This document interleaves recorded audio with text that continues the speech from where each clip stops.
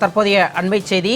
சென்னை மேற்கு சைதாப்பேட்டையில் உள்ள ஜோன்ஸ் சாலையில் புதிதாக சாலை அமைக்கப்பட்டு 24 மணி நேரத்திற்குள்ளேயே சாலையில் மிகப்பெரிய பள்ளம் ஏற்பட்டுள்ளதால் பரபரப்பு நிலவி வருகிறது. அண்மை செய்தியாக பார்த்து கொண்டிருக்கிறோம். சென்னை மேற்கு சைதாப்பேட்டையில் உள்ள ஜோன்ஸ் சாலையில் புதிதாக சாலை அமைக்கப்பட்ட 24 மணி நேரத்திற்குள்ளேயே சாலையில் மிகப்பெரிய பள்ளம் உருவாகி இருக்கிறது. தற்பொழுது கிடைத்த அண்மை செய்தியாக பார்த்து கொண்டிருக்கிறோம்.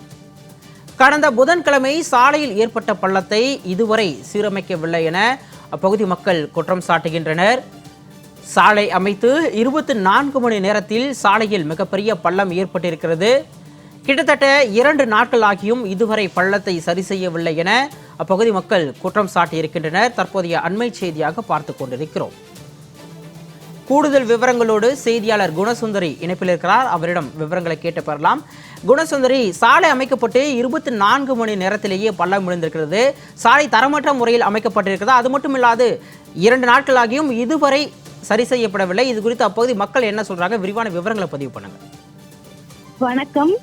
சென்னை மேற்கு சைதாப்பேட்டையில் உள்ள ஜோன்ஸ் சாலையில் புதன்கிழமை இரவு புதிதாக சாலை போடப்பட்டுள்ளது.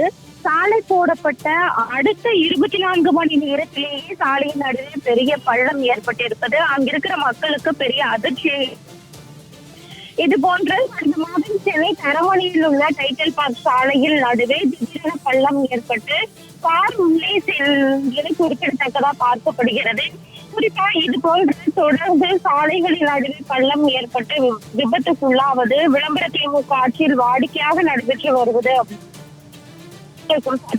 குறிப்பா சைதாப்பேட்டையில் உள்ள இந்த ஜோன்ஸ் சாலையில புதிய சாலை அமைத்து ஒரே நாள் மட்டும்தான் இருக்கு. இந்த 24 மணி நேரத்திலேயே அந்த இடத்துல பள்ளம் ஏற்பட்டு இருப்பது அங்க இருக்கிற மக்களிடையே மிகப்பெரிய அதிர்ச்சி ஏற்படுத்தி இருக்கிறது. குறிப்பா அங்க இருக்கிற மக்கள் இதை பற்றி கூறும்போது என்ன அப்படின்னா, இது போன்ற நிகழ்வுகள் ஏற்பட்டிருக்கிறதுனால நாங்க அந்த சாலையில் செல்வதே எங்களுக்கு ஒரு அச்சத்தை ஏற்படுத்தி வருகிறது. இது போன்ற செய்திகள், அதாவது எப்போதும் இது மாதிரியான நிகழ்வுகள் என்பது இங்க தொடர்ந்து பள்ளம் ஏற்பட்டுக்கிட்டேதான் வருது. ஆனா இதற்கு ஈடுபாட்டோடு அந்த வேலையை நடத்தாம அவ்வப்போது மட்டுமே அந்த வருவதாக குற்றம் சாட்டியிருக்காங்க.